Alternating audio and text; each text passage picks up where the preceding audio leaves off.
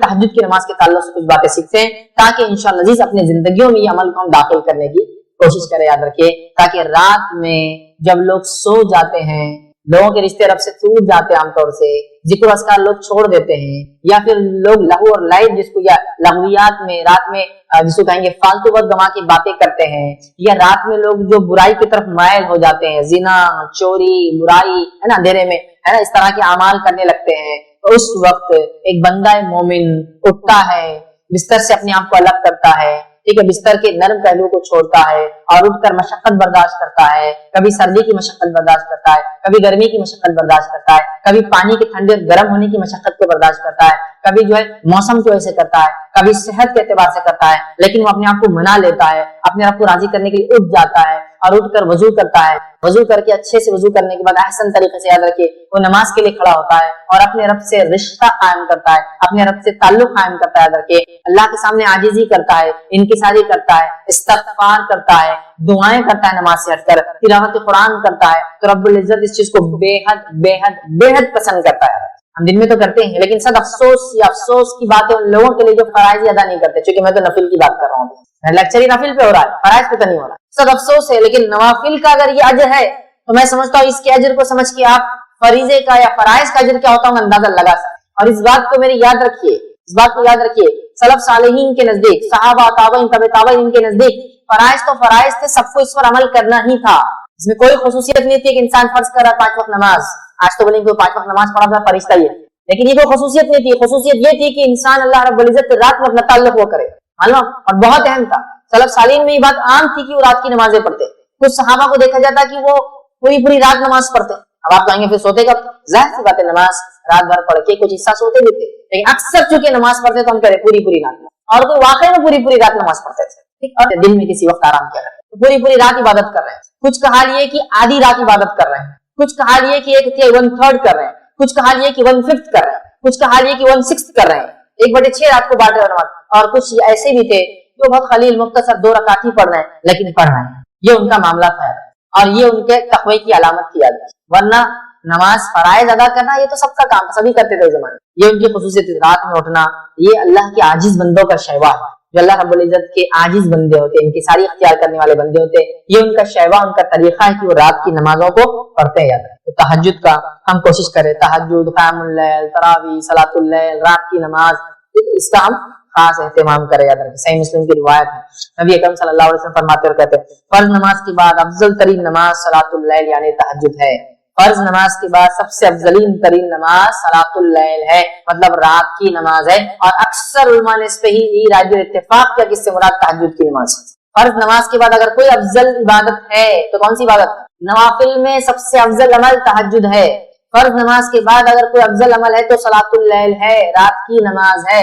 क़यामुल लैल है, रात का खड़े होना है, खड़े से मुराद नमाज के लिए खड़े, रात की नमाज है, ये सबसे अफजल अमल है। याद रखिए, फर्ज नमाजों के बाद तो हमें चाहिए कि हम फराइज का एहतमाम करें, नवाफिल में बढ़ चढ़ कर हिस्सा ले, क्योंकि जब हम नवाफिल का एहतमाम करते हैं तो अल्लाह रब्बुल इज्जत हमारी बहुत ताईद और नुसरत करता है। याद रखिए, हमारे दिलों से बीमारियों को, परेशानियों को, दुखों को, तकलीफों को दूर कर देता है, हमारी दुआओं को, हाजतों को, मन्नतों को, मुरादों को कबूल कर लेता है। रात का वक्त याद रखिए, इसके बड़े फजाल याद रखिए, बड़े फजाल। फर्ज नमाज के बाद सबसे अफजल नमाज अगर कोई नमाज है नमाजों के बाद तो वो सलातुल लैल है, रात की नमाज है, क़यामुल लैल है, तहज्जुद है, तरावी की नमाज है, या जो है क़यामुल लैल जिसको हम कहते हैं, ये याद रखिए रात की नमाज है। इसी तरह जो है याद रखिए, नबी अकरम सल्लल्लाहु अलैहि वसल्लम खुद की अगर हम मिसाल ले ले तो नबी अकरम सल्लल्लाहु अलैहि वसल्लम की आदत मुबारका थी कि आप फराइज के अलावा इतना नफिल पढ़ते, खास तौर से रात में, कि रिवायत के अंदर आता है, बुखारी की रिवायत है, आप रात को इतना तवील क़याम करते, इतने लंबे क़याम करते थे कि नबी अकरम सल्लल्लाहु अलैहि वसल्लम के कदम मुबारक सूज जाते थे, ऐसे सूज जाते थे जैसे अब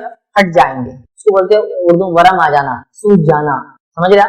सूजन समझते ना, बॉडी फूल जाती है एक्सेस काम करने से ज्यादा। जब मांसपेशियां जिसको कहते हैं, मसल्स जो होते हैं इंसानी बॉडी में, जब वो किसी चीज का ओवरलोड होते हैं और वजन उठा लेते हैं तो सूज जाते हैं, स्वेलिंग्स आ जाती है, समझ रहे बात? अगर किसी ने कसरत की एक्सरसाइज और ज्यादा कर ली उसके ताकत से तो उसकी बॉडी सूज जाती है। तो नबी अकरम सल्लल्लाहु अलैहि वसल्लम इतना कसरत से क़याम करते रातों में कि उस क़याम की वजह से, उस खड़े होने की वजह से आपके कदम मुबारक जो है सूज जाया करते, स्वेल हो जाते थे, समझ रहे? आपके ऐसे सूज जाते थे कि रिवायत में अल्फाज आता है, इसका तर्जुमा उलमा करते फट जाने को है, समझ? इतना आप रातों में क़याम। और एक मतलब आपकी एक ज़ौजा ने पूछ लिया, आपकी एक बीवी ने पूछ, اللہ کے رسول صلی اللہ علیہ وسلم آپ اتنی عبادت کرتے حالانکہ آپ کو بخشے بخشا ہے, آپ کے تو معاملات جو ہے بخشے بخشا ہے, آپ پھر کیوں کرتے ہیں؟ تو کہا کیا میں اللہ کا شکر گزار بندہ نہ بنوں؟ نبی اکرم صلی اللہ علیہ وسلم بخشے بخشا ہے تو شکر گزار بندہ بننے کے لیے یہ کام کر رہے ہیں. میرے آپ کا حال ہم کو پتہ ہی نہیں کیا ہے. یقین اس نے زن رکھتے اپنے رب سے ہم کہ ہمارا رب ہمارے گناہوں کو معاف کر کے ہماری کوتاہیوں کو معاف کر کے ہم کو بخش دے گا انشاءاللہ, لیکن ہم کو تو پتا بھی نہیں. لیکن اس کے بعد بھی ہم کتنے آرام سے زندگی گزار, اپنی من مانی زندگی گزار, اللہ سے تعلق کمزور سے کمزور ہوتا چلا ہے. یہاں تو میں نفل کی بات کر رہا ہوں, ہمارے فرائض غائب اللہ ہم پر رحم کرے. یہاں تو رات میں اٹھنے کی بات کر رہا ہوں, فجر نہیں ہوئی تو رات میں اٹھنے کا کیا معاملہ, سمجھ رہے ہیں کتنا اہم ہے, یاد رکھیے. تو یہ نمازوں کا ہم خاص اہتمام کریں. نبی اکرم صلی اللہ علیہ وسلم بخشے بخشا ہونے کے باوجود بھی اتنا پڑھتے کہ پیروں میں سجن آ جاتی, سوج جاتے, پیر موٹے ہو جاتے کہ آپ کی زوجہ پوچھ رہی ہے کہ آپ تو بخشے بخشا ہے تو کیوں اتنی نماز پڑھتے ہیں؟ آپ فرما رہے کیا میں اللہ کے شکر گزار بندہ نہ بنوں؟ تو ہمیں بھی چاہیے کہ ہم خاص اہتمام کریں. آئیے اور یاد رکھیے خصوصاً رمضان میں نبی اکرم صلی اللہ علیہ وسلم کا معاملہ اور بڑھ جاتا. عام دنوں کی قیام اللیل آپ کی ہوتی ہے لیکن رمضان میں مخصوص عمل آپ کرتے. آئیے صحیح بخاری کی روایت ہم دیکھتے ہیں. روایت کے الفاظ اس طرح سے کہ نبی اکرم صلی اللہ علیہ وسلم قیام اللیل کا خصوصاً رمضان میں اہتمام کرتے ہیں. حدیث کے الفاظ اس طرح سے جب ماہ رمضان کا آخری عشرہ آ جاتا, آپ صلی اللہ علیہ وسلم اپنی راتوں کو زندہ کرتے, راتوں کو جاگتے اور اپنے گھر والوں کو بھی جگاتے اور عبادت کے لیے کمر بستہ ہو جاتے. نبی اکرم صلی اللہ علیہ وسلم رمضان کے آخری عشرے میں اپنے گھر والوں کو بھی جگاتے, خود بھی جاگتے اور عبادت کے لیے کمر بستہ ہو جاتے. اور ظاہر سے رات میں کون سی عبادت کریں گے؟ قیام کرنا, نماز پڑھنا, مطلب تلاوت قرآن کرنا, ذکر کرنا, استغفار, اپنے گناہوں کی معافی مانگنا, دعائیں کرنا, یہی تو تھا رات. اب ظاہر سی بات ہے عورتوں کا معاملہ لے لے, جو عورتیں پاکیزہ ہے وہی سب کر سکتی, جو ناپاکی کی حالت میں نماز چھوڑ کے وہ سب کر سکتی ہے, وہ استغفار کر سکتی ہے. ظاہر سی بات ہے اس کے لیے ان کو غسل کی ضرورت نہیں, استغفار کر سکتی ہے, دعائیں کر سکتی ہے, نماز نہیں پڑھیں گی. دیکھ رہے اپنے گھر والوں کو جگاتے اٹھاتے.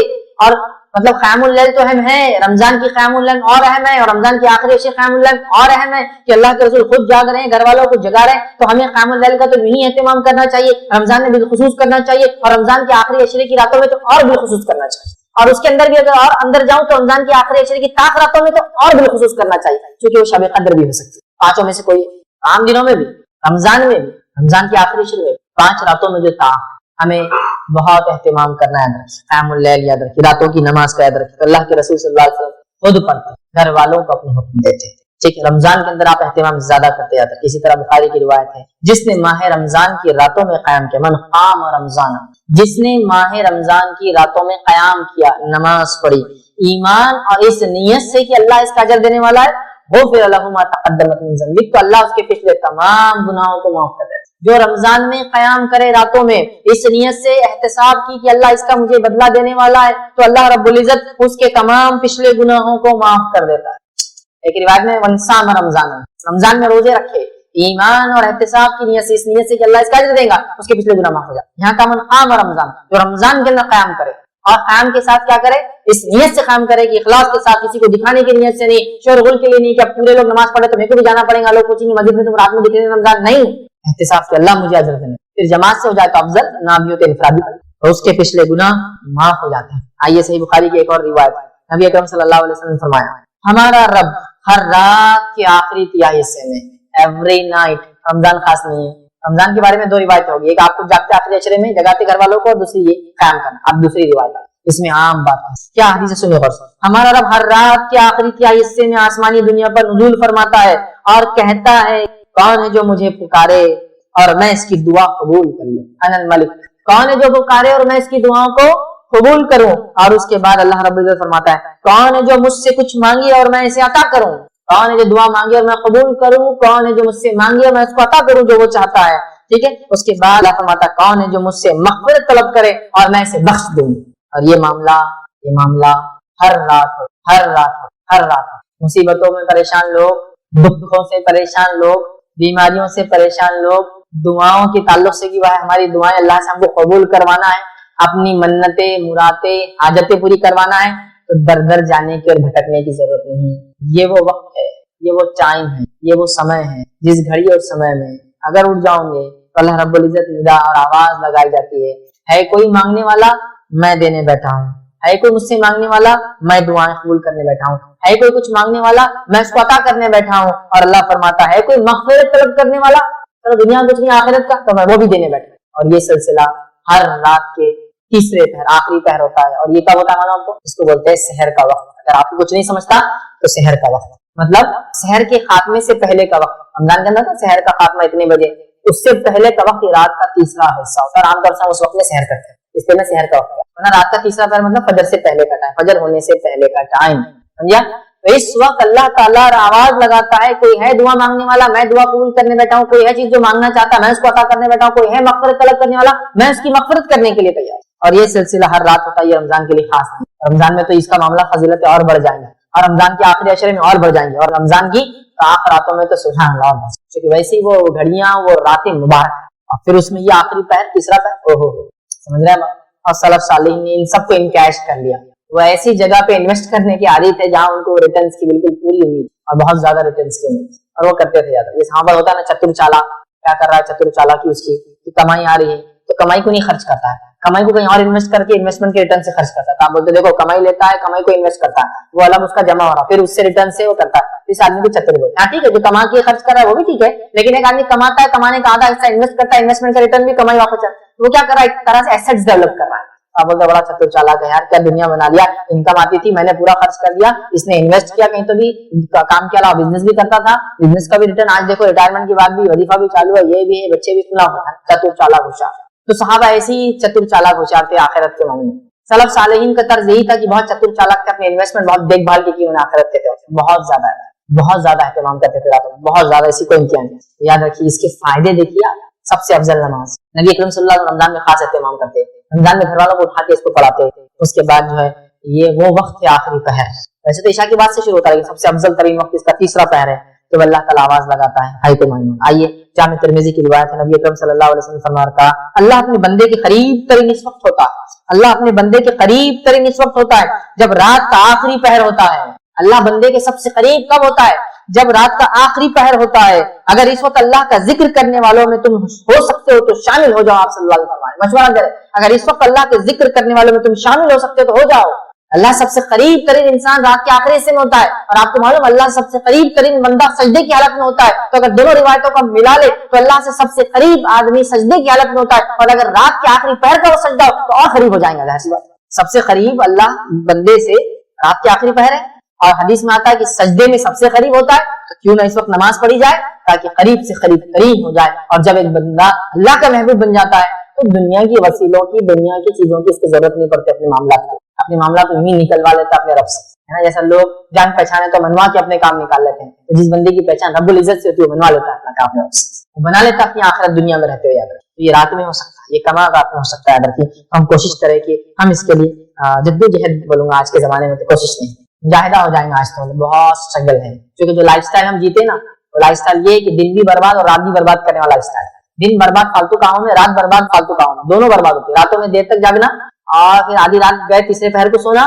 तीसरे पहर से सोना तो सूरज चढ़ने तक सोते रहना, तो तब जाके हमारा मामला होता है। याद रखिए, इस उसूल को याद रखिए, जो कौमें सूरज को उठाती है तो दुनिया में कारनामे अंजाम देती है, और जिनको सूरज उठाता है वो कुछ नहीं कर पाती। याद रखिए, मतलब जो कौमें सूरज निकलने से पहले उठ जाती है तो दुनिया में कुछ कर जाती है, और जिनको सूरज निकलने के बाद उठाता है तो वो कुछ ज्यादा नहीं कर पाती। समझ रहे बात को? तो बहरहाल हम लोग तो सब बर्बाद करें, इस काम को मुजाहिदा करना है, कोशिश करना और ये अमल करना है। आइए सही मुस्लिम की रिवायत है, नबी अकरम सल्लल्लाहु अलैहि वसल्लम कहते हैं, रात में एक घड़ी ऐसी आती है, रात में एक घड़ी ऐसी आती है कि इसमें कोई मुस्लिम बंदा अल्लाह ताला से जो कुछ मांगता है अल्लाह ताला इसे दे देता है। रात में एक घड़ी ऐसी आती है, इसमें एक मुसलमान बंदा जो कुछ अपने रब से मांगता है अल्लाह उसे दे देता है, और ये घड़ी हर रात में आती रहती है। ये कोई साल में एक दिन मखसूस शब कद्र वगैरह नहीं, या फिर जिलहिज्जा के पहले 10 दिन नहीं, या फिर हुर्मत वाले महीनों में नहीं, ये हर रात ये मसला होता है। हर रात ये ऐसा होता है कि एक घड़ी आती है और इसमें बंदा मुसलमान कोई चीज मांगे,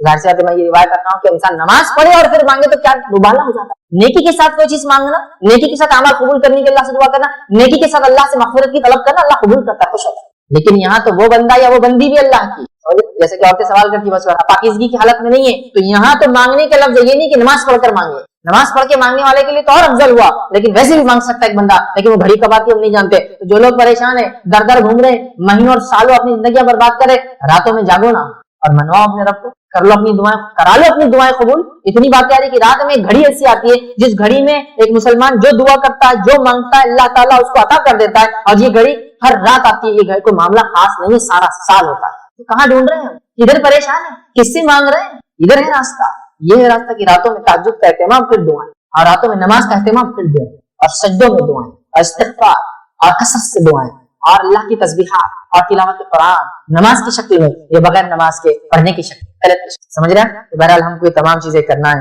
تو رات میں اگر انسان جاگتا ہے اور تہجد کا اہتمام کرتا ہے تو دلوں کو زندگی ملتی ہے، دلوں کو زندگی ملتی ہے. وہ ارادے یا عزم جو پست ہو چکے ہیں ان میں ایک نئی زندگی آتی ہے. آپ نے سب کچھ کر لیا دنیاوی اعتبار سے، آپ تھک گئے ہیں، اب رات میں اٹھ کے عبادت کریے اپنے رب کو راضی. دیکھیے وہ جو عزم تھے اللہ پورے کر دیں، وہ جو ارادے تھے اللہ پورے کر دیں. آپ دنیاوی اعتبار تھک چکے ہیں، اب اس میں ایک نئی جان اللہ تعالیٰ ڈالتا. تو راتوں میں اٹھنے سے زندگی ملتی ہے. وہ عزم جو ختم ہو چکے، پستہ ہو چکے، اس میں نئی توانائی اور نئی جوش اور جان آتی ہے. اسی طرح ہم دیکھتے ہیں اللہ تعالیٰ کا قرب حاصل. اسی طرح ہم دیکھتے ہیں گناہوں سے رات میں اٹھنا انسان کو روکتا ہے، معلوم. اسی طرح ہم دیکھتے ہیں یہ گناہوں کا کفارہ بھی بنتا ہے. راتوں میں اٹھنا ہمارے گناہ، اس لیے کہ اللہ تعالیٰ مشقت کو دیکھتا ہے. اب آپ کہیں گے کیا میں تہجد بغیر رات میں سوئے کے پڑھ سکتا ہوں؟ ہاں پڑھ سکتے ہیں، مسئلہ نہیں. لیکن سو کر اٹھ کے آخری حصے میں اٹھ کر پڑھنا چونکہ اس میں بڑی مشقت ہے، اس کا اجر زیادہ ہے. ورنہ تہجد تو عشاء کی بعد بھی پڑھ سکتے، سونا ضروری ہے. لیکن اجر کے اعتبار سے سو کر نفس کو کاٹ کر پھر اٹھنا اور پھر نماز پڑھنا یہ بڑی بڑی، سمجھے آپ، تو اس کا اجر زیادہ ہے. نبی اکرم صلی اللہ علیہ وسلم نے فرمایا قیام اللیل کیا کرو، قیام اللیل کیا کرو، کیونکہ تم سے پچھلے صالحین کی ہی عادت تھی. تم سے پہلے جتنے صالحین گزرے، انبیاء اور انبیاء کے پیروکار، ان کے حوارین، ان کے اصحاب، ان کے مددگار، ان پر ایمان لانے والے، ٹھیک ہے، ان کا طریقہ، صالحین کا یہ نیکوکاروں کا طریقہ عادت رہی ہے، اور یہی عمل پیہم تھا. مطلب اس میں وہ بالکل اٹل تھے، یہ عمل بالکل برابر وہ استقامت کے ساتھ کرتے چلے گئے. ہم سے پچھلے لوگوں کی عادت تھی نیک لوگوں کی، اور ہمیں بھی اپنے سے پچھلوں کے نیک طریقے پر اور اچھی عادتوں پر چلنا ہے، اور پچھلی قوموں نے جو غلطیاں کی اس سے بچنا ہے. یاد رکھیں، ہے نا. دعائیں بھی کرتے تو غیر المغضوب علیہم ہم بولتے نا، صراط الذین انعمت علیہم، اس رات پہ چلا جن پہ تیرا انعام ہوا. یہ انعام والے لوگوں کا طریقہ تھا رات میں اٹھنا. غیر المغضوب اور پچھلے لوگوں نے جس پہ غضب اور نعمت ہمیں شمار کر، اور الضالین جو بھٹک گئے دعائیں کرتے ہیں. تو پچھلے لوگوں کا طریقہ، نیک لوگوں کا جن پہ انعام ہوا، اور راتوں کو یہ عاجز بندوں کا شیوا طریقہ، اللہ کے نیک بندوں کا شیوا ہے کہ اٹھتے. جامع ترمذی کی بہت روایت تھی.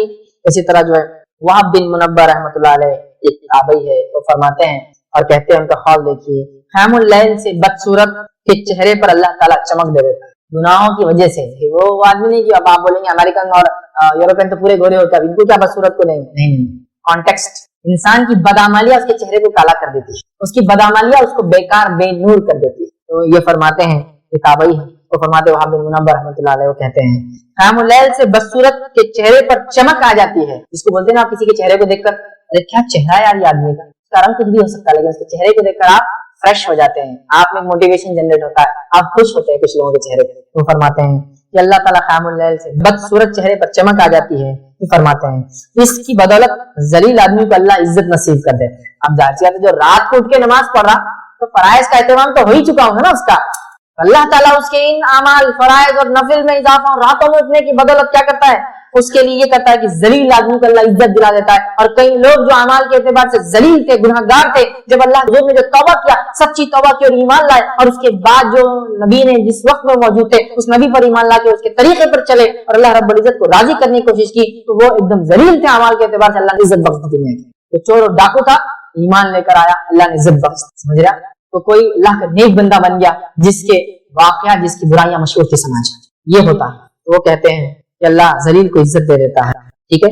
اور پھر فرماتے ہیں روزے دار کی شہوانی قوتوں کو کمزور کر دیتا ہے، اور مومن کے لیے جنت سے پہلے راحت اور آرام کی کوئی جگہ نہیں. دن میں روزہ رکھنے سے شہوانی قوتیں کم ہوتی ہیں، اور رات کو جاگنے سے چہرے پر نور اور عزت ملتی ہے. سمجھ رہا ہے؟ کتنی بڑی بات. اب جو واقعہ میں فرائض سے عمل کر رہا ہے وہ اپنے نور کو اور بڑھا لے، اپنی عزت کو اور بڑھا. جو عمل نہیں کرتا ہے وہ فرائض سے عمل کر کے اس طرف بھاگنے کی کوشش کرے. یہ گریس مارکس کی بات ہو رہی، جتنی بھی نوافل کی بات ہو رہی. نوافل فرض کے بعد ہی اجر دیتے ہیں. یاد رکھیں، کوئی سمجھ نہیں اتنے فائدے تو میں فرض نہیں کر کے یہ کروں گا، یہ تو تب اجر دیں گے جب فرائض ہوں گے. یہ بات یاد رکھیں. ٹھیک ہے. بہرحال آئیے آگے. عبداللہ بن عباس رضی اللہ عنہ فرماتے ہیں، ان کا قول فرماتے ہیں جو شخص یہ چاہتا ہے کہ اللہ تعالیٰ اس کے لیے قیامت کا طویل قیام آسان کر دے، جو شخص یہ چاہتا ہے کہ اللہ تعالیٰ قیامت کا طویل قیام اس کے لیے آسان کر دے، اسے چاہیے کہ وہ اپنے آپ کو راتوں کی تاریکی میں سجدے اور قیام کی حالت میں اللہ کے سامنے حاضر کرے. قیامت کا قیام بہت لمبا ہے، 50 ہزار سال کا. لیکن دن حساب و کتاب لوگوں کے ہوں گے نہیں شروع. پسینے کا یہ عالم ہوا کہ لوگ اپنے گناہوں کے اعتبار سے پسینے میں ڈوبے ہیں، ٹکنے گھٹنے ناکوں تک ڈوبے. یہ حال اس وقت قیام ہے لمبا. وہ کہہ رہے ہیں جو طویل قیام سے اپنے آپ کو بچانا چاہتا ہے آخرت، اسے چاہیے کہ رات کی تاریکی میں سجدے اور قیام کی حالت میں اللہ کے سامنے پیش کرے اپنے آپ کو، اور اس کے دل میں قیامت کے دن کا ڈر اور رحمت الہی کی امید ہے۔ قیامت کا ڈر بھی ہے لیکن رحمت الہی کی امید بھی ہے، اور وہ کھڑا ہے اپنے رب کے حضور اور سجدے کرے تو انشاءاللہ وہ قیام اس کے لیے آسان ہو جائے۔ یاد رکھیے۔ تو بہرحال اس کے ساتھ ساتھ قیام اللیل کی فضیلت جو ہے مسند احمد کی ایک روایت میں آتی ہے، اتنی بہترین پیاری پیاری فضیلتیں ہیں، یاد رکھیے۔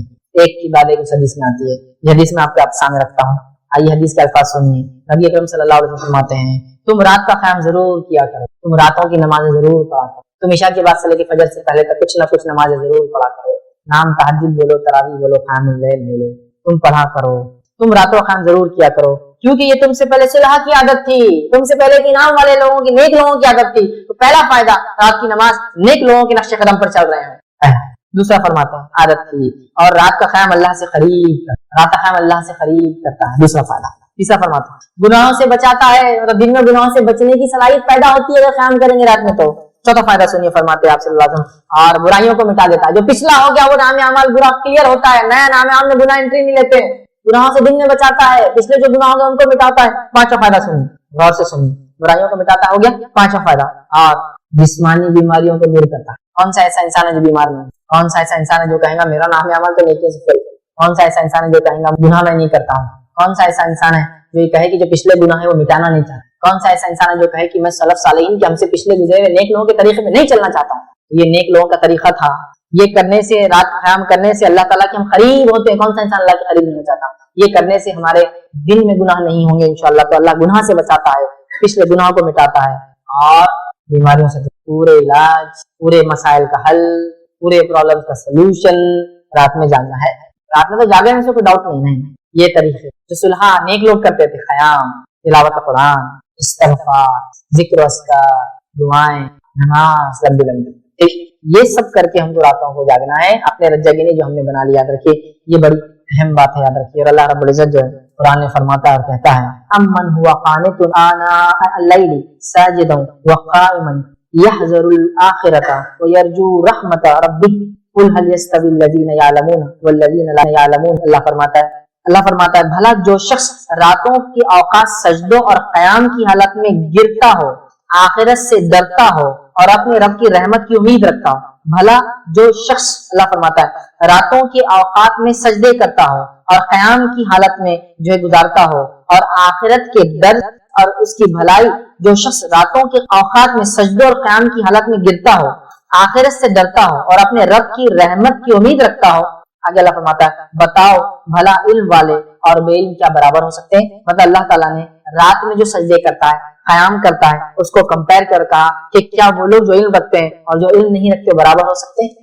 تو یہاں دیکھیے خاص طور سے اللہ فرماتا ہے رحمت کی امید رکھتا ہو، ٹھیک ہے، اور وہ سجدے اور قیام کرتا ہے، اور خاص طور سے لیل میں، رات میں۔ تو رات میں جو قیام کرتا ہے، رات میں جو سجود کرتا ہے، تو اللہ فرما رہا ہے کہ وہ لوگ ہیں جو آخرت کو سمجھتے ہیں، علم رکھتے ہیں، تو کیا وہ لوگ جو علم رکھتے ہیں اور علم نہیں رکھتے، کیا دونوں برابر ہو سکتے ہیں؟ تو ہمیں یہ عادت ڈالنا چاہیے، راتوں میں قیام کی یاد رکھیے، اور راتوں کو ہم طویل لمبا قیام کرنے کی کوشش کریں، اللہ کا تقوی اختیار کرے، یاد رکھے، راتوں کو کم آرام کرنے کی کوشش کرے، اور جو صحت کے وقت خاص طور سے اللہ تعالیٰ سے مغفرت طلب کرے۔ کیوں؟ اس لیے کہ اللہ رب العزت نے سورہ زاریہ سورہ نمبر 51 آیت 18 اور اسی طرح سورہ آل عمران میں ایک جگہ فرمایا اور کہا وبالاسحار هم يستغفرون، مومنوں کی صفت ایک یہ ہے کہ وہ سحر کے وقت میں استغفار کرتے ہیں۔ کیا فرمایا اللہ نے؟ وبالاسحار هم يستغفرون، وہ لوگ سحر کے وقت استغفار کرتے ہیں، چونکہ اسی آخری پہرے رات کا اور سب سے افضل گھڑی ہے، اللہ رب العزت نچلے آسمان پہ ہوتا ہے اور بندہ اللہ سب سے قریب ہوتا ہے، اور روز آواز لگائی تو کوئی مانگنے والا اور کوئی ہے مغفرت طلب کرنے والا، میں مغفرت دوں۔ تو جو ہے استغفار کا وقت ہے، یاد رکھیے۔ تو ہمیں چاہیے ہم کوشش کریں کہ اللہ تعالیٰ سے راتوں میں اٹھ کر خوب جو ہے توبہ کرے اور خوب ہم جو ہے استغفار کرے، یاد رکھے۔ اور یاد رکھے سلف صالحین کے قول میں سے قول ہے، ابو سلیمان دارانی رحمۃ اللہ علیہ فرماتے اور کہتے ہیں، یہ تاریخ دمشق میں ان کا یہ قول ملتا ہے، وہ کہتے ہیں کرنے والوں کو راتوں کے قیام میں لہو و لعب میں مشغول لوگوں سے بھی زیادہ لذت ملتی ہے۔ جو لوگ راتوں کو جاگ کر رب کو راضی کرنے کی کوشش کرتے ہیں نا، ان لوگوں کو جو لوگ راتوں میں جا کے لہو اور لعب، عیش مستی کر رہے ہیں، یا جو ہے منمانی کر رہے ہیں، یا اللہ کی عبادت کے خلاف کام کر کے راتیں گزار رہے ہیں، وہ کہہ رہے ہیں جو راتوں میں عبادت کرتا ہے نا، اس آدمی کو جب اس کی لذت کا پتہ چل جاتا ہے، لذت لگ جاتی ہے، تو اس کو ان لوگوں سے زیادہ اس میں مزہ آنے لگتا ہے نا۔ لوگ چوراہوں پہ بیٹھنا پسند کرتے رہتے ہیں، اس میں وہ کہتے ہیں اس سے زیادہ مزہ آنے لگتا ہے ان لوگوں کو جو راتوں میں جاگنے کے اللہ کی عبادت کے عادی ہو جاتے ہیں، پھر وہ کہتے ہیں لذت ملتی ہے، اگر رات نہ ہوتی تو اس دنیا میں زندہ باقی رہنے کی کوئی چاہت نہ ہوتی ہوتی، کیونکہ رات میں تو رب دنیا میں دن میں تو پریشان حال ہے لوگوں میں، رات میں اکیلا بندہ اپنے رب کے قریب ہوتا ہے. دیکھیے اسی طرح جو ہے ابن عمر عبداللہ بن عمر رضی اللہ عنہ کا قول ہے، طبقات ابن سعد میں روایتوں کا قول ہے، کہتے ہیں مجھے دنیا کی ان کے وفات کا وقت قریب آ گیا، موت کا وقت قریب آیا، تب وہ کہنے لگے اور فرمانے لگے مجھے دنیا کی کسی چیز کو چھوڑ جانے کا کوئی افسوس نہیں، مجھے دنیا کی کسی چیز کو چھوڑ کر جانے کا افسوس نہیں ہے. پھر فرماتے اور کہتے ہیں افسوس نہیں ہے، البتہ شب بیداریوں اور راتوں کی عبادت سے محروم ہو جانے کا افسوس ہے مجھے. دنیا کو چھوڑ کے جانے کا کوئی افسوس نہیں، مال متاع جائیداد بیوی بچے افسوس نہیں، صرف ایک چیز کا افسوس ہے جو اکیلے میں رات کی عبادت کرتا تھا، اللہ سے قریب ہوتا تھا، وہ موقع نہیں ملے. اتنی بڑی بات ہے. سلف صالحین کتنا راتوں کو جاگنے کے شغف تھا، عادت تھی، عادی تھے، ایک دم اپنے آپ کو اس کے لیے تیار کیا تھا. یاد رکھیے یہ بڑی اہم بات ہے، یاد رکھیے. اور راتوں میں کھڑے ہونا کوئی عام بات نہیں ہے، راتوں میں کھڑے ہونا عام آدمی کے بس کی بات نہیں، راتوں میں کھڑے ہونا یہ ہر کسی کے بس کی بات نہیں. ہاں ہر کسی کے بس میں یہ تو ضرور ہے آدھی رات تک جا کر لہو لعب میں، شور غل میں، فلموں میں اور تھیٹروں کے اندر اور سڑکوں پر، نکڑوں میں، چوراہوں میں دوستوں کے غول کی غول بنا کے گاڑیاں بھگانے میں، گاڑیاں چلانے میں، راتوں میں ہائی وے سے بیٹھ کر پارٹیز کرنے میں تو ہو سکتا ہے، لیکن رات میں عبادت کرنا ہر آدمی کے بس کی بات نہیں ہے. یہ اللہ کے بہت کم بندے ہوتے ہیں جن کو اللہ رب العزت یہ نیک توفیق دیتا ہے کہ اللہ رب العزت کی اٹھ کے رات میں عبادت کرتے ہیں. اور اس تعلق سے آئیے ایک مشہور قول آپ سنیے. یہ قول جو ہے قتادہ رحمۃ اللہ علیہ کا ہے، جو بہت مشہور مفسر ہے نا. آپ ابن کثیر پڑھیں گے تو قتادہ یہ فرماتے ہیں، قتادہ رحمۃ اللہ فرمایا، یہ وہ جو ہے مفسر ہے، ان کا قول ہے. قتادہ رحمۃ اللہ علیہ فرمایا کرتے تھے، ان کا قول ہے جو ہے، ان کے قول دیکھیے کیا ہے. وہ کہتے تھے منافق کبھی بھی اطاعت الہی کے لیے راتوں میں جاگ نہیں سکتے. وہ کہا کرتے تھے منافق کبھی بھی اطاعت الہی کے لیے راتوں میں نہیں جاگ سکتے. تو منافق تو ویسے فرض بھی دکھانے کو کرتا ہے تو رات میں کیوں جاگنا ہو. تو کہتے تھے منافق کبھی بھی رات میں اطاعت الہی کے لیے جاگ نہیں سکتے. یہ تو صرف سچا مومن ہے، اسے میں نے بھی کہا سچا ہو، کیونکہ رات میں فرض نماز کو تو لوگ دیکھ رہے ہیں تو منافق آ جاتے تھے، لیکن رات میں تھوڑی منافق نماز پڑھتے ہوں گے. تو کہتے ہیں کہ منافق کبھی بھی جو ہے اطاعت الہی کے لیے رات میں جاگ نہیں سکتا. یاد رکھیے بڑی بات ہے، یاد رکھیے ایک بڑا بھاری قول ہے ہم جیسے لوگوں کے لیے. یاد رکھیے. بہرحال آگے آئیے ہم دیکھتے ہیں اللہ رب العزت نے فرمایا تھا تتجافى جنوبهم عن المضاجع يدعون ربهم خوفا وطمعا ومما رزقناهم ينفقون. اللہ فرماتا کہتا ہے ان کے پہلو بستر سے الگ رہتے ہیں. مطلب صحابہ کے تعلق سے آئی بات کہ وہ راتوں میں جاگتے ہیں، اپنے اللہ کے نیک بندوں کا تذکرہ کر رہا ہے کہ ان کے پہلو بستر سے الگ ہوتے ہیں، رات میں الگ رہتے ہیں. وہ جہنم کے خوف اور جنت کی لالچ میں اللہ تعالیٰ کو پکارتے ہیں. کوئی نہیں جانتا کہ ان کی آنکھوں کی ٹھنڈک کا کیا سامان چھپا رکھا ہے جو انہیں ان کے اعمال کے بدلے میں دیا جائے گا. وہ لوگ جو راتوں کو اپنے پیٹ کو بستر سے الگ رکھتے ہیں، مطلب فرائض ادا کرنے کے علاوہ راتوں میں اٹھتے ہیں، اللہ فرما رہا ہے، اور اللہ سے خوف کرتے، جہنم سے اس سے پناہ مانگتے ہیں، جنت کے تعلق سے طلب کرتے، اللہ سے اس کی لالچ رکھتے ہیں. تو اللہ فرما رہا ہے اللہ کو پکارتے ہیں. کوئی نہیں جانتا اللہ نے ان جیسے لوگوں کی آنکھوں کی ٹھنڈک کے لیے کیا سامان چھپا کر رکھا ہے، معلوم نہیں ہے.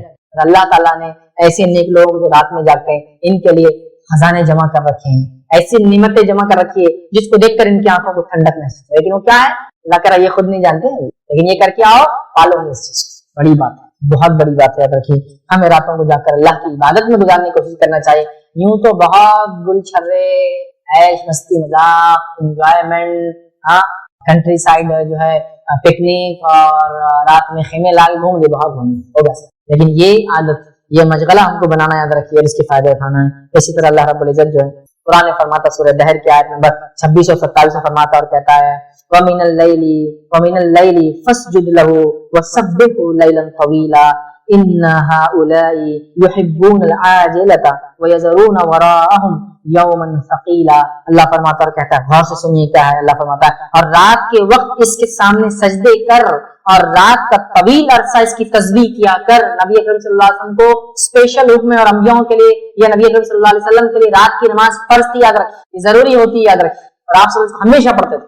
اللہ فرما رہا ہے وَمِنَ اللَّيْلِ فَاسْجُدْ لَهُ وَسَبِّحْهُ لَيْلًا طَوِيلًا کہ نبی آپ رات میں سجدہ کرے، مطلب قیام کرے، نماز پڑھے اور رات کا طویل عرصہ اللہ کی تسبیحات بیان کرے. إِنَّ هَؤُلَاءِ يُحِبُّونَ الْعَاجِلَةَ اور اللہ فرماتا ہے اور کہتا ہے بے شک یہ مادی لوگ جو دنیا پرست لوگ ہیں وہ جلدی ملنے والی دنیا چاہتے ہیں، اجلت سے ملنے والی وہ چیز چاہتے ہیں. پھر اللہ فرماتا عاجلہ وَيَذَرُونَ وَرَاءَهُمْ يَوْمًا ثَقِيلًا اور فرماتا ہے جلدی ملنے والی دنیا کو چاہتے ہیں اور اپنے پیچھے ایک بڑے بھاری دن قیامت کی ہولنا کیا چھوڑے اور بھلائے بیٹھے. یہ لوگ دنیا پرست لوگ دنیا چاہتے ہیں لیکن آخرت کو بھلا بیٹھے ہیں، اس کی عذاب کو، اس کی ہولناکیوں سے جو ہے یہ لوگ بالکل انجان ہیں، لیکن اے نبی آپ راتوں میں جگہ کیا کیجیے، سجدے کیا کیجیے، خوب ذکر کیا کیجیے، اور ایک بڑا طویل عرصہ اس میں گزاریے۔ ابھی تو نبی اکرم صلی اللہ علیہ وسلم لمبی لمبی راتوں میں نمازیں قیام کرتے تھے، جیسے قیام ہوتا تھا ویسا اتنا لمبا رکوع ہوتا تھا، ویسا اتنا لمبا سجدہ ہوتا تھا، بہت آرام اور اطمینان کے ساتھ آتا۔ یہ نماز کی کیفیت اور تفصیلات دیکھنا ہے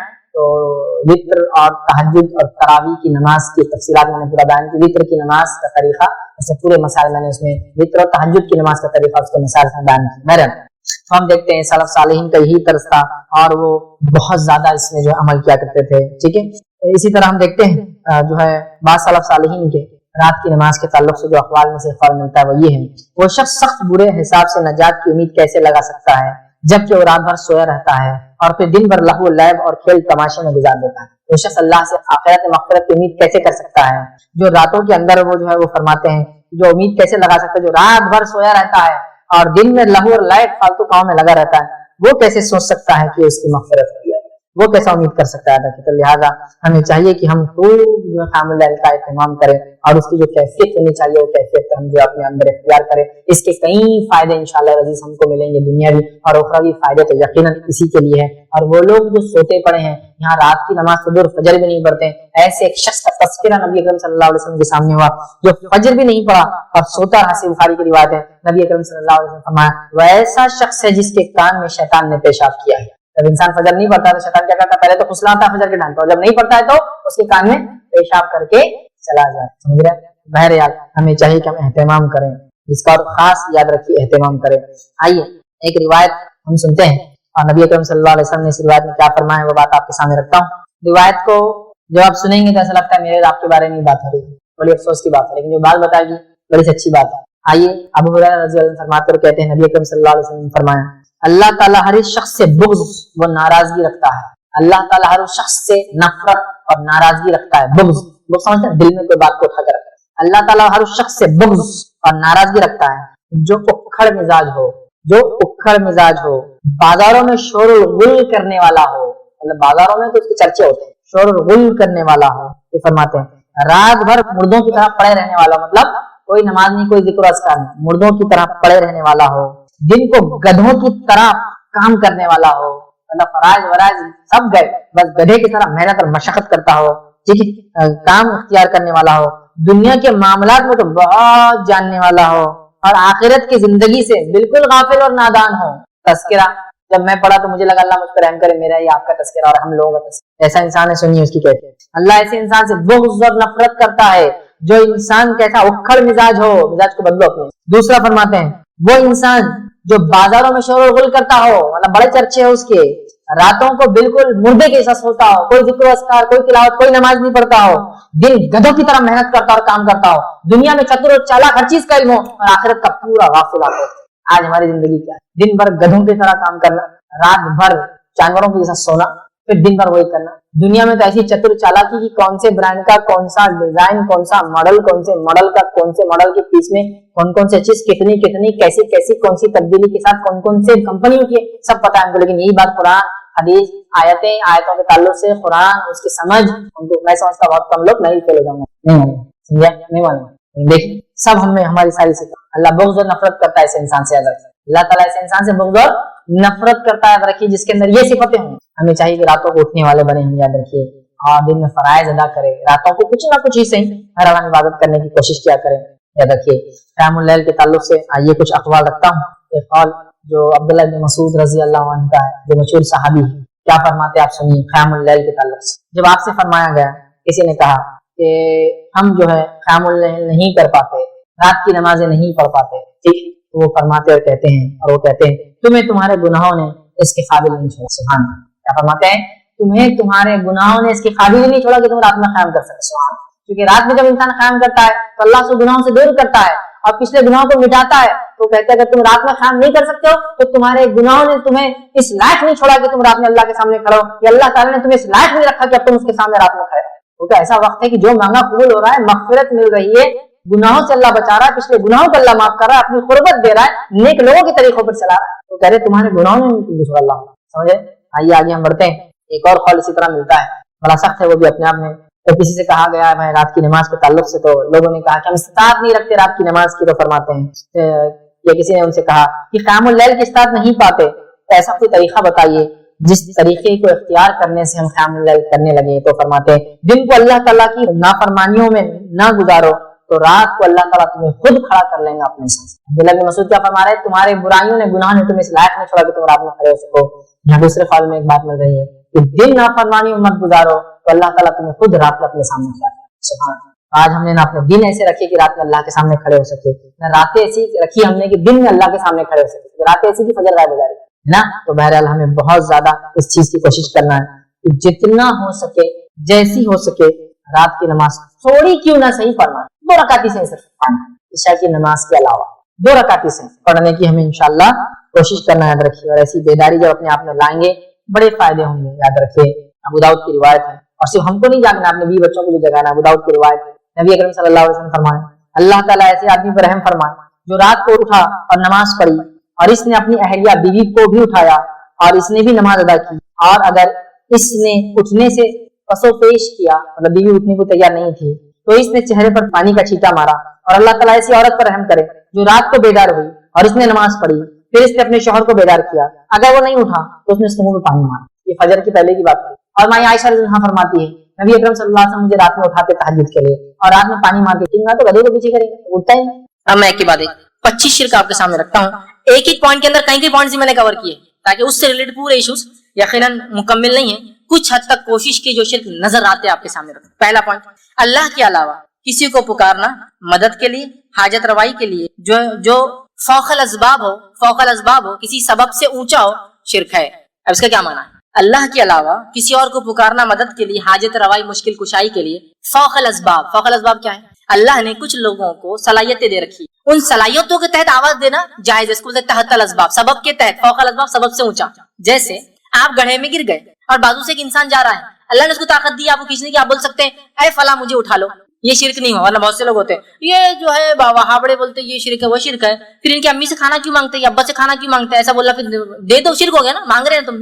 میرے بھائی تحت الاسباب مانگنا جائز ہے، فوق الاسباب نہیں مانگتے نا. ابا اگر دبئی میں تو میں یہاں سے بولتا ابا کھانا دو، امی کھانا دو. امی سامنے ہے، صحت اچھی ہے، پکانا آتا تو بولتا امی کھانا دو. تحت الاسباب، سبب کے تحت اللہ نے صلاحیت دی تو مانگ رہا ہوں، سمجھ رہا. فوق الاسباب مانگنا تو کسی کو مدد کے لیے، حاجت روائی کے لیے، مشکل کشائی کے لیے آواز دینا، فوق الاسباب سبب سے اونچا.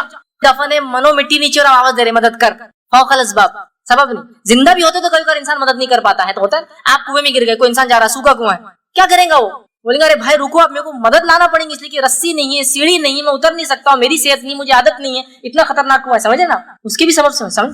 تو فوق الاسباب آواز دینا، جیسا کہ کوئی فلاں جگہ دفن ہے اور آپ یہاں سے بولے فلاں مدد کر، یہ ہوا شرک. لیکن بازو ایک انسان کھڑا، میں کہوں بھائی میری مدد کے لیے آؤ، یہ شرک نہیں. اب لوگ اللہ کے ولی مدد نہیں کر سکتے اور بازو کے آدمی کو آپ بلا رہے، وہ تحت الاسباب بلایا جا رہا ہے، فوق الاسباب ہم آواز نہیں دے رہے اس کو. سمجھ رہے بات؟ لوگ یہاں سے آواز دے رہے، یا فلاں مدد کر، پتہ نہیں وہ کہاں بغداد میں ہے، پتہ نہیں کہاں وہ دفن ترکی میں ہے، یہاں سے آواز دے رہے. سمجھا نہیں ہوتا، یہ فوق الاسباب ہے. تحت الاسباب ڈاکٹر کے پاس جا کے کہنا اس کو زخم ٹھیک کر دو، مطلب علاج کرو، جائز ہے، کیونکہ ڈاکٹر کو صلاحیت اللہ نے دے رکھی ہے. تحت السبب، اس کے سبب کے تحت بول رہے علاج کا. ایک عام آدمی کو آپ بولتے ہیں کہ میرا علاج کرو، نہیں، آپ کو معلوم علاج نہیں کر سکتے. فوق الاسباب، آپ کسی جگہ جا رہے اور کہہ رہے اے فلاں میرا یہ ٹھیک کر دے، اور وہ بیچارہ فلاں خود مرا ہوا ہے، وہ کیا ٹھیک کر؟ سمجھ رہے آپ؟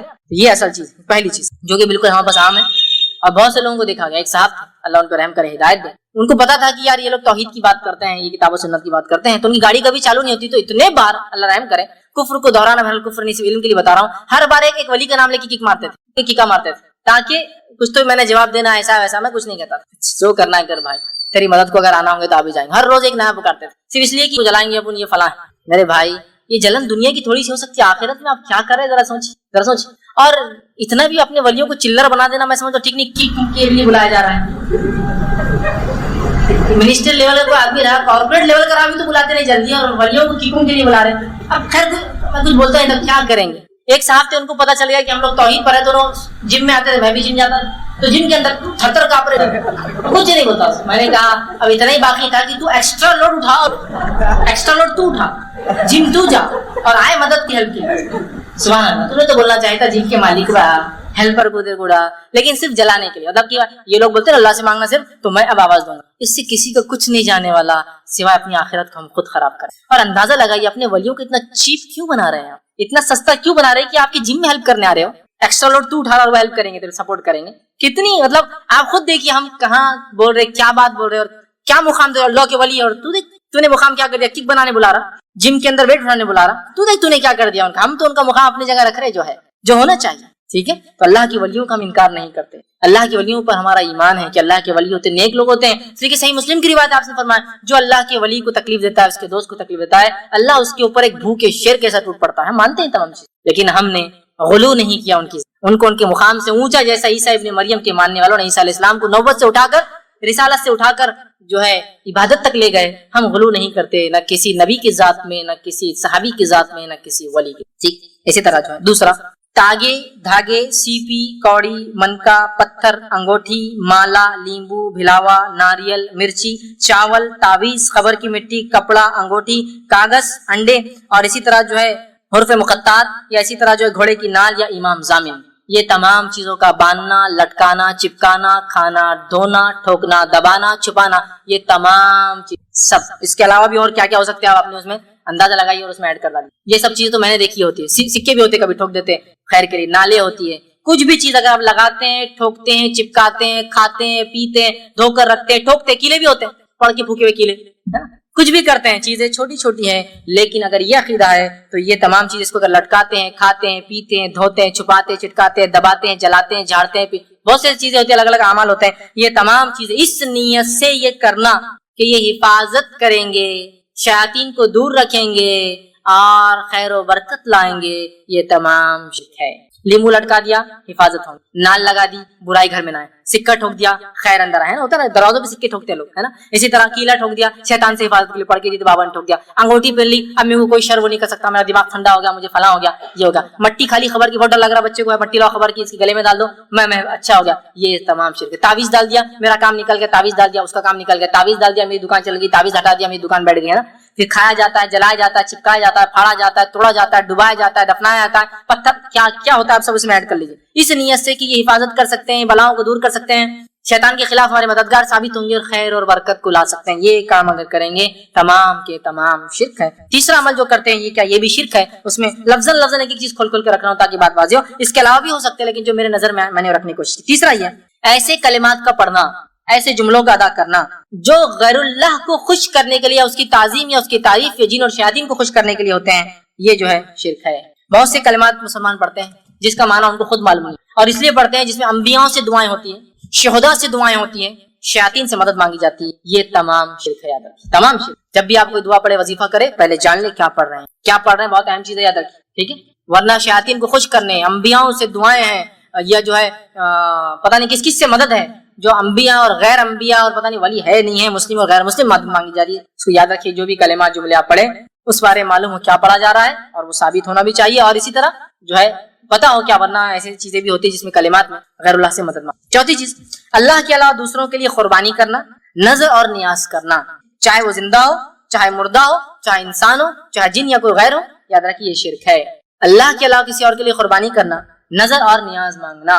قربانی، نظر، نیاز، جس کو منت کہتے ہیں عام زبان میں. قربانی کرنا، نظر مانگنا، نیاز کرنا یا منت مانگنا غیر اللہ سے شرک ہے. نہیں، ہم اللہ کے نام سے کرتے ہیں، بس وہ در پہ کرتے تھے، وہی تو مسئلہ ہے. مشرکین میں تو یہی کر رہے تھے. اللہ ہی سب سے بڑا رب تھا، کسی اور کا در اپنا لیا تھا اللہ کو خوش کرنے کے لیے، وہی تو شرک تھا ان کا. اس لیے تو مشرک کہلائے. وہ بتوں کو کیا کرتے، بتوں کے سامنے قربانی کرتے کہ اللہ خوش ہو، یہ قربانیوں کو پہنچائے. ہم بھی وہی کر رہے کہ فلاں بابا کے پاس کریں گے تو اللہ تک پہنچائیں. وہی تو شرک ہے میرے. اسی کو تو شرک کہا گیا. اسی کو تو سمجھنے کی ضرورت ہے. اور اس کو یہ نہیں کہو اپنے بابا کے خلاف بات ہو رہی ہے، اس کو ایسا مت لیجیے کہ ہمارے خلاف اور ان کے خلاف. بات یہ ہے کہ ہمیں بہت سنجیدگی سے سوچنا ہے، کہیں کوئی عمل ہمارا رب کے خلاف تو نہیں جا رہا نا.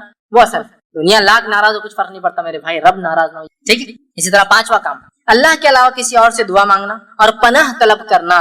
ٹھیک، اللہ کے علاوہ کسی اور سے دعا مانگنا اور پناہ طلب کرنا. مطلب کیا ہوا، مشکل آ گئی، یا فلاں مدد کر اللہ کے علاوہ، یا پھر پناہ طلب کرنا، اے فلاں مصیبت سے بچا لے، مصیبت آ رہی، آندھی آ رہی، طوفان آ رہی. اللہ کو چھوڑ کر کسی اور سے دعائیں مانگنا اور پناہ طلب کرنا. پناہ سمجھتے نا، حفاظت میں جانا.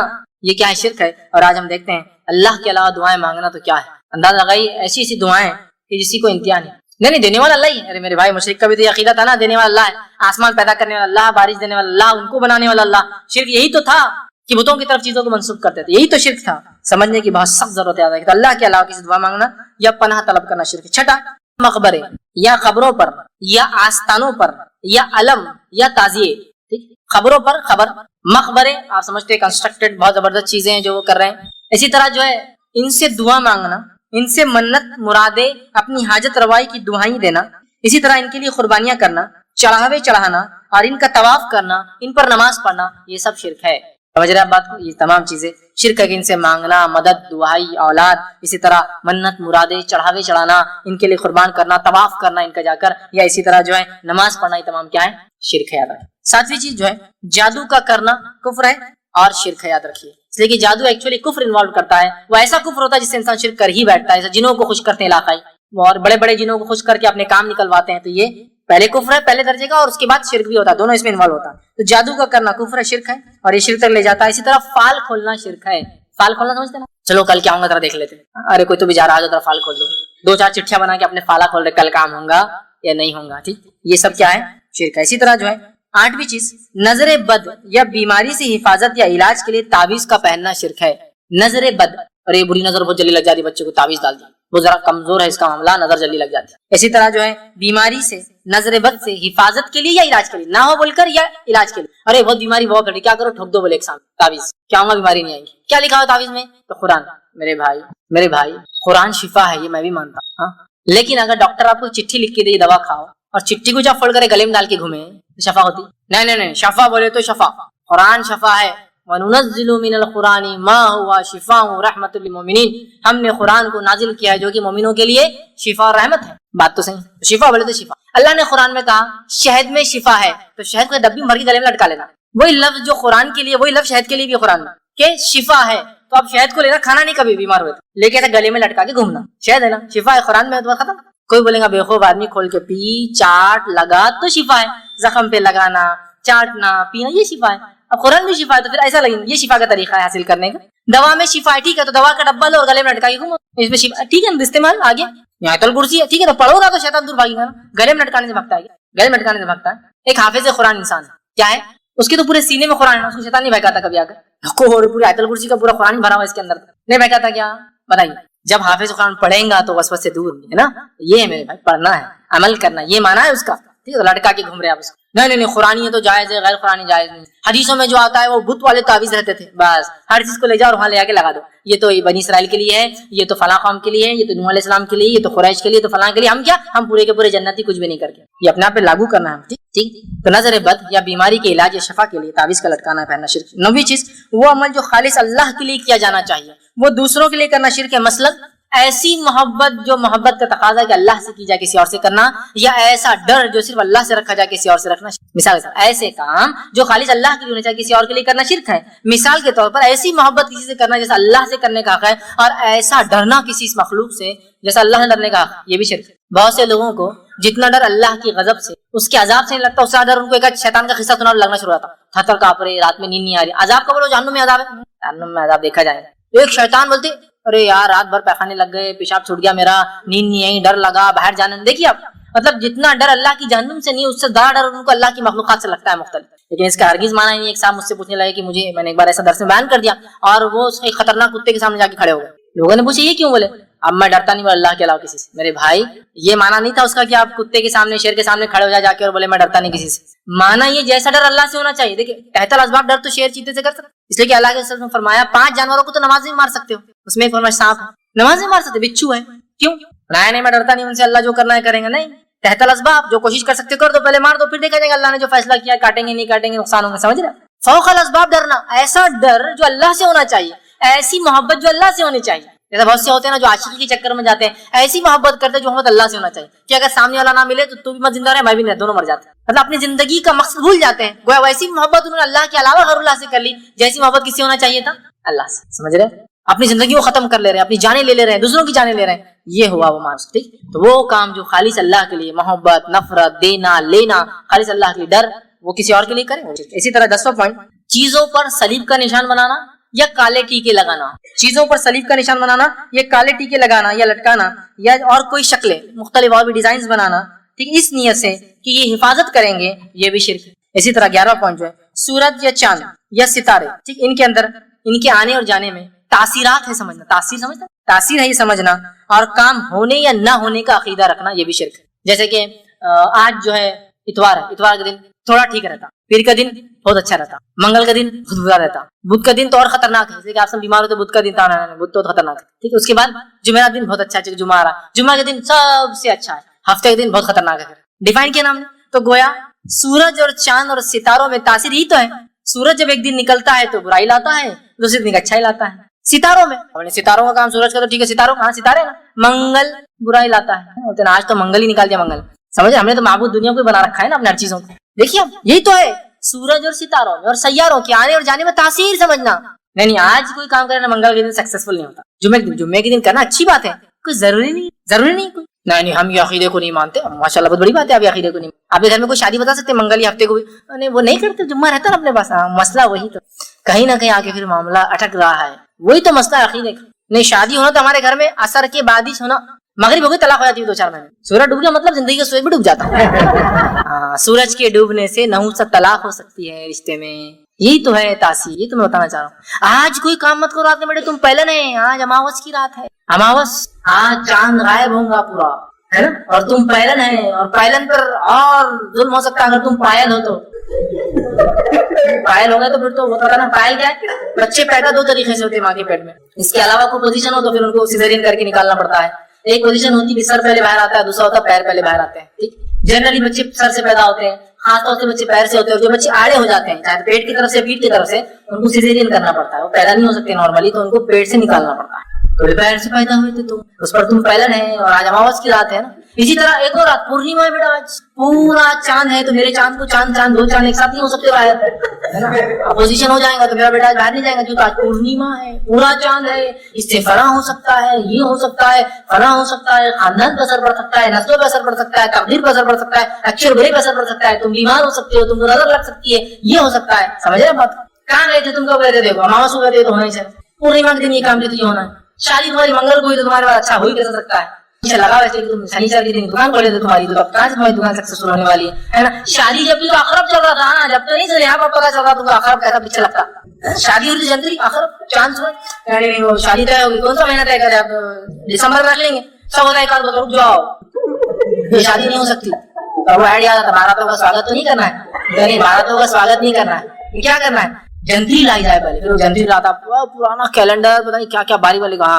अब निकालो कि वो वक्त कहीं सितारे उस बुरूज में तो नहीं, जिसको अकरब का नाम था स्कॉर्पियन, बिच्छू, कहीं सितारे उस बुरूज में तो दाखिल नहीं है उस तारीख में, तो अकरब पीछे लग जाता, फिर अकरब मतलब बिच्छू पीछे लग जाता, लिहाजा हम नहीं कर सकते। ये सब ग्रीक मैथोलॉजी है, स्कॉर्पियन किंग बोल के पिक्चर भी है, स्कॉर्पियन के ऊपर बहुत वो सितारा है, बहुत खतरनाक सितारा है, वो किसके पीछे लग जाता है, वहाँ वो अकरब लगता है, स्कॉर्पियन पीछे लग जाता है किसी भी काम का। देवता भी है लेकिन खतरनाक देवता है, देवताओं की भी हवा निकाल देता है, इतना खतरनाक, मतलब स्कॉर्पियन जो उनके गॉड्स है, जो ग्रीक मैथोलॉजी है, उनको भी तकलीफ देता है, इतना खतरनाक देवता है, मतलब माबूद है उनका, बुत है उनका, तो वो मुसलमानों को भी टच कर सकता है लाइफ्स को, तो लिहाजा औलाद ठीक फला तुम करने जा रहे हो, ये इस दिन होना चाहिए। अगर सिजेरियन करना है, बच्चे की पैदाइश नॉर्मल नहीं हो रही, तो इस दिन कराओ, ये दिन मनूस होता है, इस दिन मत कराओ, सर इस घड़ी कराओ, इस घड़ी मत कराओ। शादी करना है तो डेट ये तय करो, इस घड़ी तय करो, ये घड़ी तुम्हारे लिए अच्छा। नाम ऐसा रखो जिसके अब्जद समझते ना, अलिफ का होता 1000, ब का होता अब्जद, एक सिस्टम होता अलिफ बा तासा को, अरबी में ये गलत अमल है लेकिन लोग करते हैं, उसको नंबरिंग करते हैं, उसको प्लस करते हैं, उसका बोलते हैं रिजल्ट ऑड आना, ऑड समझते ना, ताक आना, जुफ्त नहीं आना, ऑड नंबर 1 13, तो बहुत अच्छा है। गाड़ी का नंबर लो तो कैसा लो,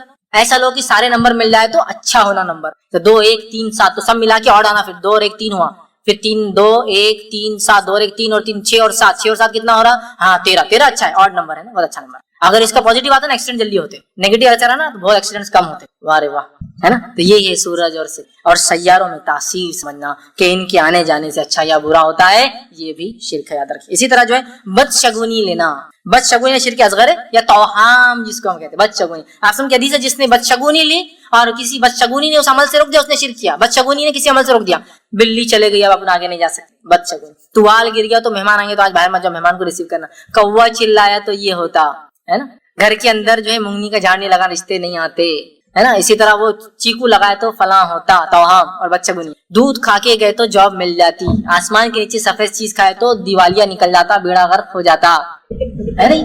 देखिए ये तौहाम, चप्पल उल्टी हो गई तो तकदीर पलटने के चांसेस ज्यादा हो जाते हैं। कोई बुराई घर में आए तो झाड़ू से कचरा निकालने से तकदीर बदल सकती है। ये सब अखाल किए जा रहे हैं भाई अमाल। देखिए नमक थोड़ा सा लेके घुमा दिया जाए तो बुरी से बुरी नजरों को निकाल देता है। झाड़ू का फंटा लेकर अगर घुमा दिया जाए तो अच्छी से अच्छे जिन और शैतान का असर खत्म हो जाता है, होता है नहीं। اگر پیٹ میں فلاں چیز ہوگی تو پہلن کی چپل سے اگر کیا جائے تو کام نکل جاتا ہے, دوسرا اور تیسرا اور کھرچن سے کام نہیں ہوتا ہے. مطلب پہلے کے بعد دوسرا تیسرا اور آخری کھرچن ہوتا ہے, کام نہیں ہوتا. پہلن کی چپل چپل سے علاج کر سکتے ہیں, مسئلہ نہیں. لیکن یہ پہلن کی چپل کیوں؟ یہ عقیدہ خطرناک ہے, یہ عقیدہ مسئلہ ہے. میں یہ کہہ رہا ہوں اعمال کے ایک عقیدے کے بدلے. تو یہ سب چیزیں کیا ہے؟ یہ سب شرک ہے. بس شگونی لینا, توہام لینا. اسی طرح جو 13واں جو ہے ریا, دکھاوا کرنا. کوئی عمل, نماز, روزہ, زکات, حج, صدقات, خیرات, لباس, کپڑے, گاڑیاں, جو کچھ ہے یہ سوچ کے لینا کہ لوگوں میں ایک دھاک جمیں گی, ویلیو بنتی ہے, اسٹینڈرڈ بنے گا, نام لیں گے لوگ, فلاں ہوگا, پہچان بڑھے گی. یہ تمام شرک ہے. جیسے کہ آپ کی بخاری کی روایت ہے, من صلی یرائی فقد اشرک, جس نے دکھاوے کی نماز پڑھی اس نے شرک کیا. ومن صام یرائی فقد اشرک, جس نے دکھاوے کے روزے رکھے اس نے شرک کیا. ومن تصدق یرائی فقد اشرک, جس نے دکھاوے کو صدقہ کیا اس نے شرک کیا. سب چیزوں کے حوالے میں نہیں دے پاؤں گا اس لیے بہت سارے پوائنٹس ہیں, اس لیے میں سراسری رکھ رہا ہوں. اسی طرح 14.14 ہے غیر اللہ کی قسم کھانا, اللہ کے علاوہ کسی قسم کھانا, کعبے کی قسم, نبی کی قسم, ماں کی قسم, باپ کی قسم, یہ تمام کیا ہے؟ بچوں کی قسم, اولاد کی قسم, بڑے کی قسم, شوہر کی قسم, بیوی کی قسم, کیا ہے؟ سب شرک ہے. اس لیے کہ ہم کسی کی قسم کھا سکتے, صرف کھانا ہے تو اللہ کی. یہ مسند احمد کی روایت, من حلف بغیر اللہ فقد اشرک, جس نے اللہ کے علاوہ کسی کی قسم اٹھا لی اس نے شرک کیا. سمجھ رہے ہیں بات کو؟ یہ شرک ہے. اسی طرح ہم دیکھتے ہیں شرک کتنا عام ہے قسموں کا. تو بہرحال قسم کھا, چل میرے بچے کی قسم میں نے نہیں کیا, میں نے نہیں کیا, غلط, حرام. یہ قسم حرام ہے, شرک ہے. 15واں جو ہے غیب کی باتیں معلوم ہونے کا یا کرنے کی کوشش کرنا شرک ہے. لیکن آپ نے فرمایا جو غیب کی باتیں معلوم کرنے کسی کے پاس جائے, جو وہ معلوم کر کے بتائے, اس پہ تصدیق کر دے کہ ہاں صحیح ہے, اس کی 40 دن کی نماز قبول نہیں ہوتی, اس کی عبادت ضائع ہوگی. سمجھ رہا؟ غیب کی باتیں معلوم کرنے کی کوشش کرنا یا معلوم ہونے کا دعویٰ کرنا, دونوں کیا ہے؟ شرک ہے, یاد رکھیے. اور غیب کی باتوں کا کیا حال ہے مجھے بتانے کی ضرورت ہی نہیں. غیب کی باتیں معلوم کر, کل نتیجہ کیا ہوگا پتا ہے, کل اولاد کون سی ہونے والا, لڑکا لڑکی پتا ہے, فلاں چیز ہوگی تو پتا ہے, آفت کب آنے والی پتا ہے. اور اگر یہ ثابت نہیں ہوا, بابا نے بول دی کل تو کوئی لڑکا ہوگا, اب آپ کل آگے بابا دنیا کو تو کیا چاہیے, لڑکے چاہیے, بابا یہ تو لڑکی ہوگی. بیٹے ذرہ پہ سے ہو گیا, ذرہ پہ سے, ذرہ تو 9 مہینے پہلے کا مسئلہ ہے. ذرہ پہ سے کچھ ہونا ہے تو 9 مہینے پہلے ہو, جو کچھ ہوا. آج کیسا ریزلٹ پہ افیکٹ پڑتا, تم نے تو کل بولے, آپ نے کل بولے کہ مجھے لڑکا ہوگا, تو ذرہ تو جب ہونا تھا کہ ذرہ ایسا ہو گیا تو ایسا ہو گیا. آج کیسا اثر پڑتا ہے؟ یہ ایسا تو نہیں ہو سکتا کہ 8-8.5 مہینے بعد کوئی جن شیطان اثر ڈال کے اس کا سیکس بدل دے, اندر جا کے اس کا لنگ بدل دے کہ نہیں لڑکا لڑکی کر دے, تکلیف دینے. کتنا تم غلط تھے مطلب اس معاملے میں. یہ صرف گیس ورک ہے. کل طوفان آنے والا, نہیں آتے میرے کو اٹھا کے بڑے سمندر میں ڈال دینا. طوفان نہیں آیا, ارے بہت میں نے تپسیا کیا, بہت وہ کیا, خوش کر دیا تو ادھر نکل گیا, تم بچ گئے, احسان مانو میرا. آیا بھی تو احسان مانو اور نہیں آیا بھی تو احسان مانو. سمجھ رہے بات؟ کل تمہارے ساتھ 2 میں سے کوئی ایک کام ہونے والا ہے. بابا کون سا 2 میں سے ایک اچھا یا ایک برا کو, جاؤ.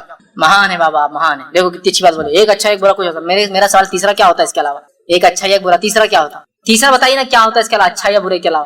یہ آپ کی نفسیات سے کھلواڑ کرتے ہیں, اس کے علاوہ کوئی حقیقت نہیں یاد رکھیں. تو غائب کا علم ہونے کا دعویٰ کرنا یا کوشش کرنا معلوم کرنے کی یا معلوم ہونے کا دعویٰ کرنا شرک. 16 پوائنٹ جو ہے نماز کو چھوڑنا. آپ سمجھ صحیح مسلم کی روایت ہے, نماز کو چھوڑنے والا کفر, کافر بھی ہوتا ہے اور مشرک بھی ہو جاتا ہے. تو نماز کا چھوڑنا کفر. 17واں پوائنٹ, اب یہ کالج کے لیے کچھ پوائنٹس نکالا تھا میں نے, مختلف قسم کے کڑے یا بینڈز کا باندھنا, یہ بھی شرک ہے جو آج کل بہت عام طور سے باندھے جا رہے ہیں, ہے نا, کڑے باندھے جا رہے ہیں. یہ بینڈ فلاں کا ہے, یہ بینڈ باندھنے سے دوستی ہوتی ہے. ہو گیا مسئلہ. دیکھیے محبت ڈالنا دل میں, یہ اللہ کی طرف کا محبت, نفرت اللہ کی طرف سے آتی ہے. کہ اللہ لوگوں کے لیے محبتیں پیدا کرتا ہے, لوگوں کے لیے نفرتیں پیدا کرتا ہے نا. اصل حدیث ہے, انسان کسی پتھر کے اندر جائے جس میں کوئی کھڑکی دروازہ نہ ہو اور اس میں کوئی گناہ یا نیکی کرے, اللہ اس گناہ کو بھی اور نیکی کو لوگوں کے سامنے لا کر رہیں گے. اللہ کا وعدہ ہے, لا لیتا اللہ. وہ کیسے لاتا ہے؟ لوگوں کے دل میں محبت ڈال کے, نفرت ڈال کے. سمجھ جاتے ہیں بات کو؟ تو ہم جو ہے مختلف بینڈز اور کڑوں کا پہننا آج کل جو ہو رہے ہیں, یہ فرینڈ شپ کے لیے ہے, یہ سکون کے لیے ہے, اطمینان کے لیے ہے, یہ شو کے لیے ہے, یہ اپنا ہیرو پہنتا بول کے بینڈ ہے, یہ فلاں پہنتا بول کے, یہ فلاں ہے. مختلف داغے اور دھاگے کے ہو سکتے ہیں, ربر کے ہو سکتے ہیں, مختلف بینڈز کا پہننا یہ شرک ہے, جس کو بہت ہم معمولی سمجھتے ہیں اور سمجھتے ہیں فرینڈ شپ بینڈ سے دوستی قائم رہیں گی, کسی سے بھائی بہن کا رشتہ قائم رکھا جا رہا ہے, کسی سے جو ہے دشمنی نہ ہو بول کے رکھا جا رہا ہے, کسی سے فلاں رکھا جا رہا ہے. یہ تمام یاد رکھیے شرک ہے. اسی طرح جو 18واں پوائنٹ جو ہے انگوٹھیوں کا پہننا, اس نیت سے کہ یہ مدد کر سکتی ہے, ذہن کو ٹھنڈا کر سکتی ہے, اپنے اندر خوبصورتی اٹریکشن پیدا کر سکتی ہے. بہت سے لوگ پہنتے ہیں انگوٹھی پہن کے جا رہا کالج کے اندر, میں کیوں تو بولے انگوٹھی اتنے لوگ دیکھیں گے, بابا نے بول دیا اس سے سب محبتیں پیدا ہوں گی, تو ایک طرف زیادہ رکھتا ہو, ادھر زیادہ ہونا, دوسرے سے ملتے رہنا. سمجھ رہے آپ؟ اس کو کسی سے محبت ہو گئی, اب وہ انگوٹھی خرید کے لایا, بابا نے دی, اس سے بولے کیا ہوتا, یہ جب تک رہیں گے تو اٹریکشن بڑھ جائے گا. لیکن کتنا رسک ہے, بابا کے پاس تو کتنے ہے ویسے, یہ بھی تو سوچنا چاہیے نا انسان کے اندر. سمجھ رہے ہیں بات کو؟ عقل نام کی چیز نہیں. اور اکثر یہ جو بابا گیری کرتے ہیں نا, ان کی کچھ شادیاں واجی ہوئی نہیں, تو ان کو کوئی سمجھ رہے نا آپ, ان سے کوئی محبت کرنے والا ہے نہیں دنیا کے اندر, یہ سب کو محبت بانٹتے پھرتے. ٹھیک, تو مختلف رنگس کا پہننا, انگوٹھیوں کا پہننا, اس نیت سے کہ محبت پیدا کر سکتے ہیں، ایگزامینیشن میں لکھنے میں آسانی پیدا کر سکتے ہیں، ایگزامنر سے ہماری چٹھیوں کو اوجھل کر سکتے ہیں، چھپا سکتے ہیں. چیٹنگ لے گئے، یہ انگوٹھی پہن لو، چیٹنگ دکھتی نہیں، بولے وہ چکر میں نکالا اور پھنس گئے. آپ بابا پکڑے گا میں ذرہ پیسے بیٹھے، وہ اثر شروع ہونے سے پہلے دیکھ لیا اس نے. یہ بابا کا معاملہ نہیں، ذرہ پیسے پورا معاملہ رہتا. کبھی بھی 100% کوئی بھی کام نہیں ہوتا، ذرہ پیسے چک جاتا. تو تم نے جب پہلے نا تو تمہاری نیت برابر نہیں تھی، نیت تمہاری تھی. جب تم نے پہلے نا تو ایسا ہو گیا، تم نے اتار کے رکھے تھے کہ بس اثر ختم ہو گیا تھا اس کا پہلے. اور شام میں اثر ختم ہو گیا نا بیٹے، اس کو لگا 24 آواز نہیں تو ریچارج رہتی ہو، تم نے اتار دی، اثر ختم ہو گیا. تو ایگزام سے پہلے تمہیں اثر کہاں رہیں گا. اب کل دیکھتا ہوں، کل بھی ہنستا تم، کچھ نہیں ہوتا، اس سب دکھ جاتا دکھنے والے. سمجھ رہا بات. تو انگوٹھیوں کا پہننا شرک ہے. ان تمام نیتوں سے کہ یہ خیر لا سکتی ہے، اس میں ایگزام اچھا جا سکتا ہے فلاں، چونکہ بھلائی لانے کا نیت یہ وہی چیز. اسی طرح 19 پوائنٹ وہی ہے کہ جو ہے ٹوٹتا ستارہ، فالنگ سٹارز ہے نا. قرآن نے بیان کیا جو ستارے ٹوٹتے ہیں در حقیقت وہ شیطان کو مارا جاتا ہے. جب شیطان اوپر جاتا ہے اور کچھ باتیں سنتا ہے تو اللہ کیا کرتا ہے، فرشتوں کو حکم دیتا ہے، فرشتے ایک تارا لیتے ہیں اور تارے کو لے کے کیا کرتے ہیں، پھینکتے ہیں اس کو. جب پھینکتے ہیں تو شیطان بھاگتا ہے اور وہ چلا کے نیچے والے کو بولتا ہے یہ بات تھی، وہ نیچے والے بولتا ہے یہ بات تھی، وہ نیچے والے کی یہ بات تھی. اس کو لگنے تک وہ بات کو لیکن ٹرانسفارم کرتا ہے، نیچے تک ٹرانسمٹ کر کے بھاگ جاتا ہے. اب ٹوٹتا ستارہ مسلمانوں کو دکھ جائے تو یہ سب جدید پکچروں کے اور ڈراموں کے اثرات.